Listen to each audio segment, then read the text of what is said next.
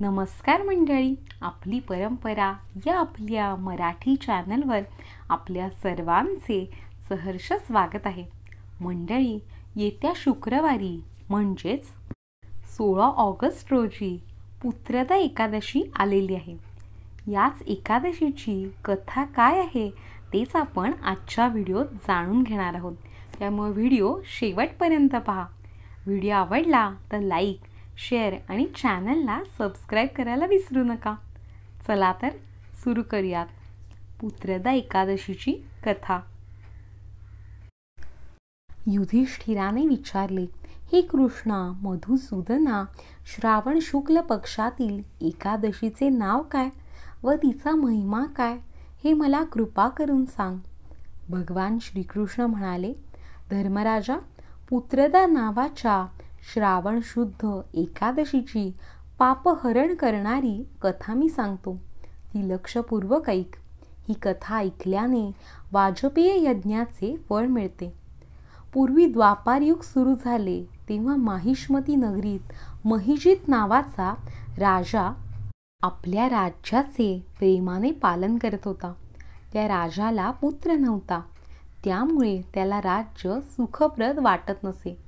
कारण त्याला वाटत होते की ज्याला पुत्र नाही त्याला या लोकी व परलोकी सुख नाही. त्याने पुत्र प्राप्तीकरता पुष्कळ प्रयत्न केले, पण खूप काळ लोटला तरी मनुष्यांना सौख्य देणारा पुत्र त्याला मिळाला नाही. आपले उतारवय झाले आहे असे पाहून राजाला फार चिंता वाटू लागली. त्याने आपल्या प्रजाजनांची सभा भरवली आणि त्या सभेत राजा म्हणाला, लोकांनो, मी या जन्मात काहीही पाप केले नाही, अन्यायाने द्रव्य संपादन केले नाही किंवा कोशागारात ठेवले नाही, ब्राह्मणांचे किंवा देवाचे द्रव्य मी घेतले नाही. अपहार केल्याने खूप पाप लागते हे माहीत असल्याने दुसऱ्यांची ठेव मी कधी बुडवली नाही. मी माझ्या प्रजेचे रक्षण औरस पुत्राप्रमाणे केले आणि क्षात्र धर्माप्रमाणे वागूनच पृथ्वी जिंकली. जे लोक मला भावाप्रमाणे व मुलाप्रमाणे होते त्यांनीही दुष्टपणा केल्यावर मी त्यांना योग्य ते शासन केले.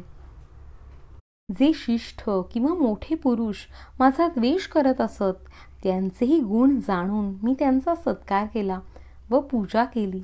तेव्हा प्रजाजनांनो, मी याप्रमाणे धर्मयुक्त मार्गाने वागत असूनही माझ्या घरामध्ये पुत्रजन्म का होत नाही याबाबत आपण विचार करा. राजाचे हे भाषण ऐकून प्रजाजन उपाध्याय यांच्यासह श्रेष्ठ ब्राह्मण राजाचे हित कशाने होईल याचा विचार विनिमय करण्याकरता गहन अरण्यात गेले. तेथे ऋषींनी भरलेले आश्रम शोधत असताना त्यांना लोमश ऋषी दिसला. तो घोर तपश्चर्या करीत होता. तो चित स्वरूपी आनंदात मग्न होता. त्याला दुःख नव्हते.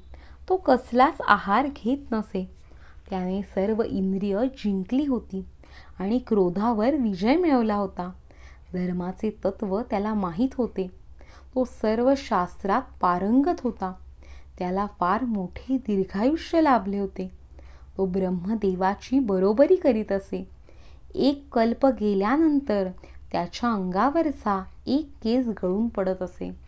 म्हणून त्या श्रेष्ठ व त्रिकालज्ञ मुनीला लोमश असे नाव पडले होते. त्या ऋषीला पाहून सर्वांना आनंद झाला. सर्वजण त्याच्याजवळ गेले आणि रीतीप्रमाणे त्यांनी मुनींना नमस्कार केला. आमच्या भाग्यानेच हा श्रेष्ठ मुनी आम्हाला भेटला असे ते एकमेकात म्हणू लागले. नम्र झालेल्या त्या लोकांच्या समुदायाला लोमश ऋषी म्हणाला, लोकांनो, तुम्ही येथे कोणत्या कामासाठी आहात ते सांगा. माझ्या दर्शनाने तुम्हाला का आनंद झाला आहे? तुम्ही माझी स्तुती का करता? तुमचे हित होईल असेच काम मी निसंशय करीन, कारण आमच्या सारख्यांचा जन्म केवळ परोपकार करण्यासाठीच असतो. लोक म्हणाले, ऋषी श्रेष्ठा, आम्ही का आलो आहोत ते ऐका. ब्रह्मदेवाहूनही तुम्ही श्रेष्ठ आहात. तुमच्यापेक्षा जगात कोण श्रेष्ठ आहे? आमचा संशय दूर व्हावा व आमचे कार्य साधावे यासाठी आम्ही आपल्याकडे आलो आहोत. आमचा महिजित नावाचा राजा सांप्रत पुत्रहीन आहे. आम्ही त्याचे प्रजाजन आहोत. तो राजा आमचे पुत्राप्रमाणे पालन करतो. पुत्र नसल्याने तो दुःखी होत आहे. हे पाहून आम्ही दुःखी झालो आहोत. हे ऋषी श्रेष्ठा, आम्ही दृढ विचार करून निष्ठेने तपश्चर्या करण्याकरता या अरण्यात आलो आहोत. राजाच्या भाग्यानेच आम्हाला तुमचे दर्शन झाले. महात्म्यांच्या दर्शनानेच मनुष्यांची कार्यसिद्धी होत असते.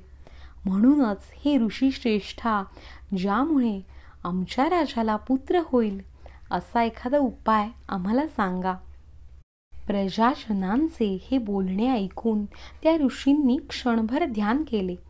योग बलाने राजाचा पूर्वजन्म व पूर्वक्रम त्याला समजले. नंतर तो ऋषी म्हणाला, प्रजाजनांनो, तुमचा हा राजा पूर्वजन्मी दरिद्री व क्रूर कर्मे करणारा वाणी होता. तो व्यापार करीत गावोगावी फिरत असे. एकदा ज्येष्ठ शुक्ल पक्षातील द्वादशीच्या दिवशी तो एका गावाच्या सीमेवर पोहोचला. ती वेळ भर दुपारची होती. तो तहानेने व्याकुळ झाला होता. तेथे एक पाण्याचा रम्य झरा पाहून त्याने पाणी पिण्याचा विचार केला. इतक्यात तेथे नुकतीच व्यालेली एक सवत्स गाय आली. ती गाय उन्हाने तापली होती आणि तहानेने व्याकुळ झाली होती. ती गाय वाण्याचे पाणी पिऊ लागली. ती पाणी पीत असताना वाण्यानं तिला हाकलून दिले व स्वतः तो ते पाणी प्यायला. त्या दुष्कर्मामुळे या जन्मी तो राजा पुत्रहीन झाला आहे. पण त्याने पूर्वजन्मी केलेल्या पुण्यामुळे त्याला या जन्मी निष्कटंक राज्य मिळाले. प्रजाजन म्हणाले, मुनिश्रेष्ठा, पुण्य मिळवल्याने पापांचा क्षय होतो असे आम्ही पुराणात ऐकले आहे. ज्यामुळे पापांचा क्षय होईल असा उपदेश आम्हाला करावा. तुमच्या प्रसादाने राजाला पुत्र होऊ दे. लोमश ऋषी म्हणाले, प्रजाजनांनो, श्रावण शुक्ल पक्षात पुत्रदा नावाची एकादशी प्रसिद्ध आहे. त्या एकादशीचे व्रत शास्त्रात सांगितलेल्या विधीप्रमाणे तुम्ही सर्वजण करा. रात्री जागरण करा. मग एकादशीचे निर्मळ पुण्यफळ तुम्ही तुमच्या राजाला अर्पण करा. असे केल्यास राजाला निश्चितपणे पुत्रप्राप्ती होईल.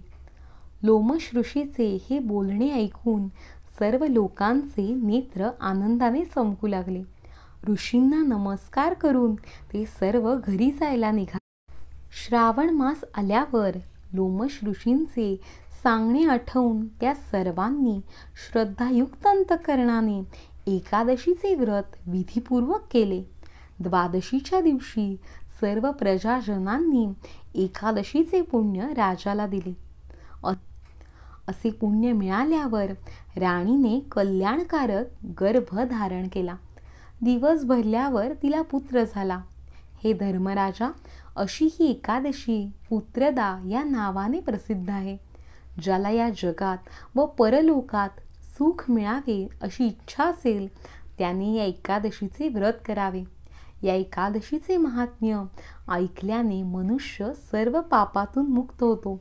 त्याला पुत्र सुख लाभते व शेवटी स्वर्गलोक प्राप्त होतो.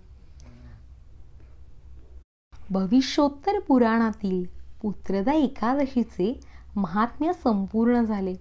श्रीकृष्णार्पणमस्तु. तर ही होती श्रावणातील पुत्रदा एकादशीची कथा. कथा आवडली का नक्की कमेंट बॉक्समध्ये सांगा. व्हिडिओ आवडला असेल तर लाईक आणि शेअर करायला विसरू नका. तसेच अशाच नवनवीन व्हिडिओजसाठी चॅनलला नक्की सबस्क्राईब करा. धन्यवाद.